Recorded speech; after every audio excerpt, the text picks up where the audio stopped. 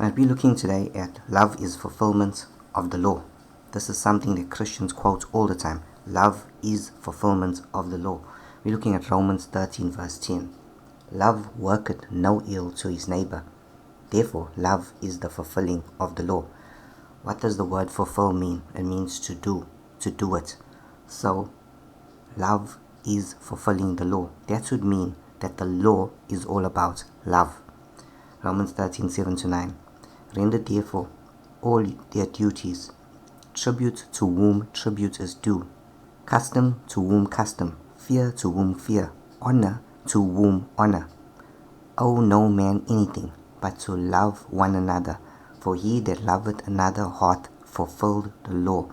So the Bible is saying in Romans 13 that if we love one another, we fulfill the law. That means we do the law if we love.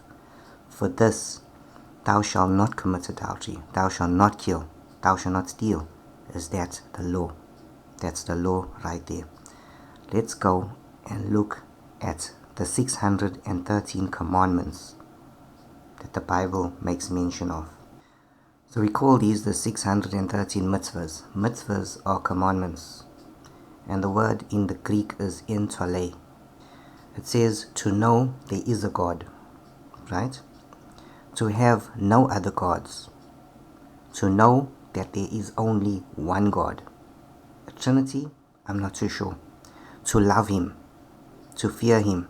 To sanctify His name. Now if you keep to God's commandments, we understand that we have to sanctify His name. His name is holy.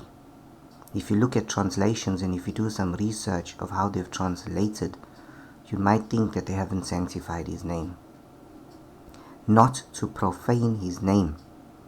To worship Him as He ordered. So we have to worship the Father as He has ordered us to worship, and not destroy the holy things. Some of us have destroyed God's holy things.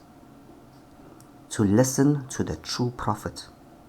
Was Moses a prophet? Was Abraham a prophet? To listen to the true prophet. Today we have people in churches calling themselves prophets. We listen to them rather. Normal men. Not to test the prophet.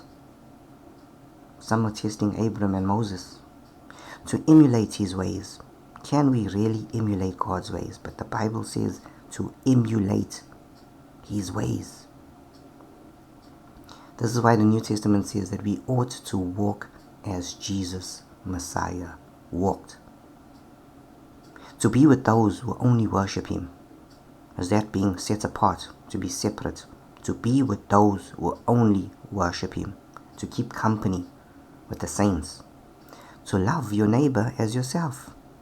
The 613 commandments is no different than the Bible's New Testament commandments. To love converts. So when one loves, he converts people. Not to hate your brother in your heart. That's practically to love your neighbor as you love yourself. To reprove your brother when necessary. When your brother is speaking false doctrine and he teaches doctrines of men, not to keep the Sabbath, not to do this, to do as he pleases, but to say the sinner's prayer.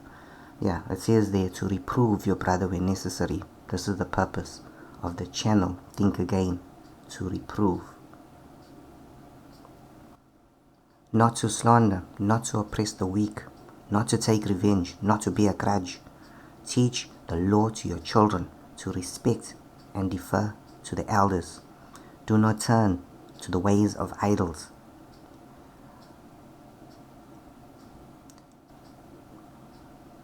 Not to bow down to idols, not to make an idol, not to make gods of gold and silver, not to rebuild that city. So when a city was full of idol worship, you don't go and rebuild it. Okay? So you have nothing to do with idols. Not to prophesy falsely in God's name. There are many churches teaching and prophesying in God's name, but falsely doing so.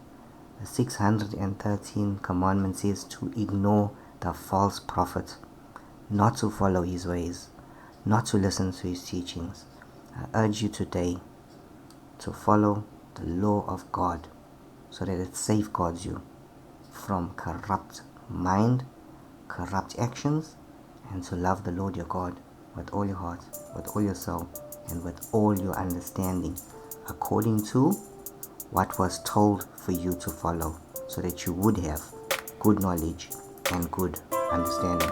God bless you with this teaching, and follow the Lord thy God.